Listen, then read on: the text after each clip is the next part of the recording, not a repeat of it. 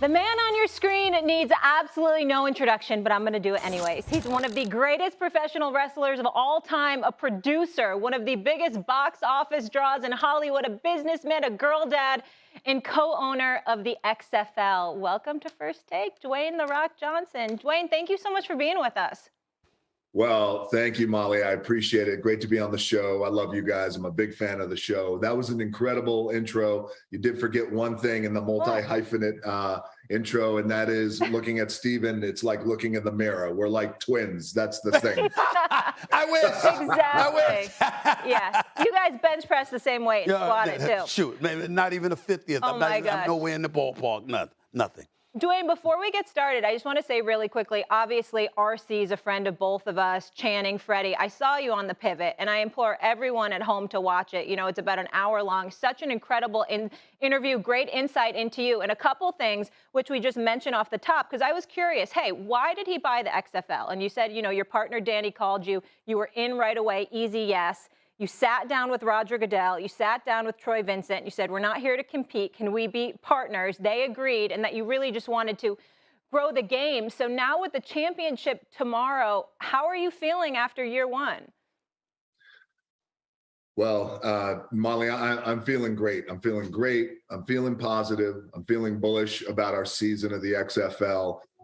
There was a lot of great takeaway. We learned a lot. I think we did some really nice things for the audience. And I think the players delivered on every level. Number one being the quality of play and their intention and intensity. And the players really galvanized and understanding and embracing what this is in the XFL, which we wanted to create the league of opportunity.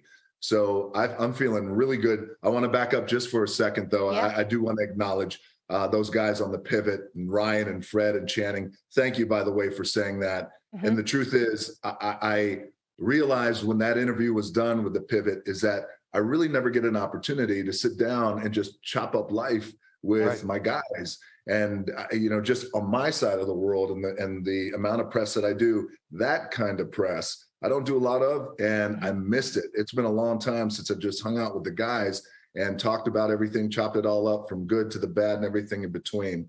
So I love that show. Thank you for bringing it up. Yeah. On the XFL side, I'm feeling really good going into our championship game tomorrow. Yeah, can I say one thing? It really was a peek into you. And I should say one other thing. Channing is wild, by the way. I'll just leave it at that. People can go watch. You know, Dwayne, I want to get to your motivation because horizontal hoopla. I'll just say that. So without question, leave it at that. Without question. I want you to speak to your motivation when you obviously decided to help really start this league, because I know you spoke about it and Molly brought up you talking to the NFL or whatever, but as a former football player yourself, speak to what motivated you to really want to do this, because this wasn't just about you. This was about so many lives that you're interested in helping. And I wanted you to speak to that level of motivation that played the role in this, in all of this happening. Thank you for that, Stephen. You're absolutely right. It's bigger than me. It's about the players. And I came, as you guys know, I came out of University of Miami. We had some great teams down there, and I played with some great players under great coaches, from Ed Ogeron to, you played with Warren Sapp to Ray Lewis. And, you know, these guys are all Hall of Famers and champions. My goal was to make it in the NFL. My goal was to go to the Super Bowl and become a Super Bowl champion. And those were my dreams. I worked my butt off for many years. And when my draft day, I sat around like so many players do. I waited for that call from the league. That call never came. It never came on the second day either. And then reality starts to hit. This could be it. And I did get a call from the CFL, the Calgary Stampeders. I did play up there just for a very short amount of time before I got cut. And I had to end that chapter in my life. And that was a really tough thing to contend with, because that was the thing that was going to allow me to buy my parents their first home, allow me to make it. And so now, years later, Stephen, when you ask what this league means for life to become, for life to come full circle, for me to have this opportunity to buy the league with Danny Garcia, Jerry Cardinal as well, is a very meaningful and special moment. because it also just comes down to creating opportunities that I wish I had. And now I'm in a position where I could create these opportunities for these players to not only live their dreams, but then really ball out. And then not only that, but then they, you talked about going up to New York, respectfully sitting down with Roger and Troy and their executives and saying, you're right, we're not looking to compete. We just love the game of football. Is there a pathway here that we could work together and partner and grow the game? And they had agreed. And lastly, I just want to share this. There's that Miami locker room down there we're very proud of. Lastly, I'll share this Roger had asked me at the end of the meeting, could you just talk a little bit about the XFL? What is going to be different about this league? What's the culture? You talked about the culture of the XFL, League of Opportunity, League of Disruption. What does that mean? I said, the best way that I could tell you this, Roger, is there are 53 men on an NFL roster. I was always number 54. Hey, DJ, you're good, but with a little bit more time, you'd be better, but you're not as good now as you need to be. Therefore, you're not going to make it in the league and you're not going to get a shot. And the dream ends here. And so I said, that's what the XFL is. It's a league of player 54s, but it's the spirit of the drive and the chip that put on my shoulder. And that's what you're finding with these players. A lot of them are getting second chances. We have our over 60% of our players have NFL pedigree. So they're looking to get back in the league. And a lot of our players don't, and they're looking to get a real shot. So I'll pause there. That's what the XFL means to me. What role would you most like to play next? Stephen A., you're answering too.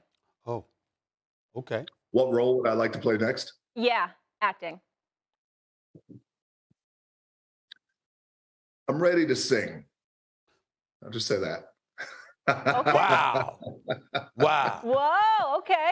Okay. All right. Stephen A., what about you? You do some acting. What kind of role would you want to play? Well, no. He's an actor. He's that too. I just show up on soap operas from time to time. What I would say to you is this. I mean, I would say a villain, but no. I want to be a sports owner on television. I want to be a boss. Okay. I mean, I wouldn't know anything, but I want to be a boss. I want to be like a president of basketball operations. I love it. Or the commissioner of a league. Yeah, I wouldn't mind. So you guys, Okay. that's like a little ballers right there is what you want. A little something like I love something like that. Okay, Dwayne, obviously we know you love to work out, but we all have days when we're kind of tired. We don't want to get into it. So what's your go-to artist to get you pumped up for a workout? I'm sorry, Molly. What's my go-to what? Go-to artist or song when you want to get pumped up to work out when you're having a tired day? Go-to artists would be, I have a handful of them. First one comes to mind is always Jay-Z. Yeah. Always Jay-Z, and it's turned up loud.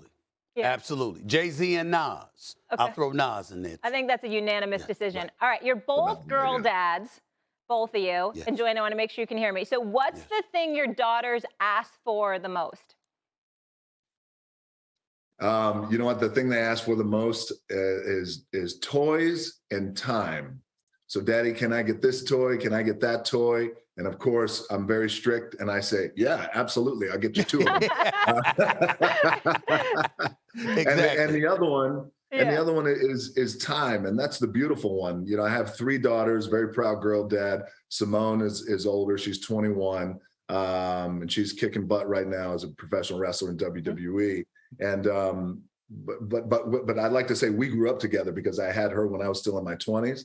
And as I was telling the guys the other day, as you guys know, men in their 20s is like men being teenagers. So I was still trying to figure myself out with my older daughter. But now, years later, you get down the road, a little experience. And now my little ones just want that time with Daddy. And I love that I'm able to spend it with them. They ask for time. Yeah. But here's where the torture part comes in. They want the time. Then they want you to take them wherever they want to go, to do what they want to do, while they insist that, they get your money to pay for whatever it is that they want. Teenagers. And they're not asking. They're not asking. My daughters look at me. I ain't asked to be here. You brought them here. It's your responsibility to take care of me. They tell me this. I love it. Yes. It's not a negotiation. Here she is. It's not a negotiation, not even a little bit. Oh my gosh. Hi. She's gorgeous. What's her name? What this is Jazzy. Can you say hi? Hi, Jazzy. I've seen some great videos of her putting makeup on you, so I enjoy that. So sometimes you're her model, right? She did, and again, just like with Steven, it's non-negotiable, right? It's like, Daddy, non-negotiable. this is what we're doing. That's You right. don't have a choice. Obviously. That's right. Dwayne, thank you so much for coming on. This really was a lot of fun for us. Hopefully one day you'll be able to come in studio. I know you're kind of busy. I want to see this gym that goes on wheels with you everywhere you go. Talk about no excuses to stay consistent. I'm looking at him. I'm getting in the gym today. I'm looking at him getting in the gym this afternoon. I'll be in the gym. Getting in the gym. You got let's do it. We got to get in the Iron Paradise one day. That's what we'll do. Wow. I love it. Thanks for watching ESPN on YouTube. For live streaming, sports, and premium content, subscribe to ESPN Plus.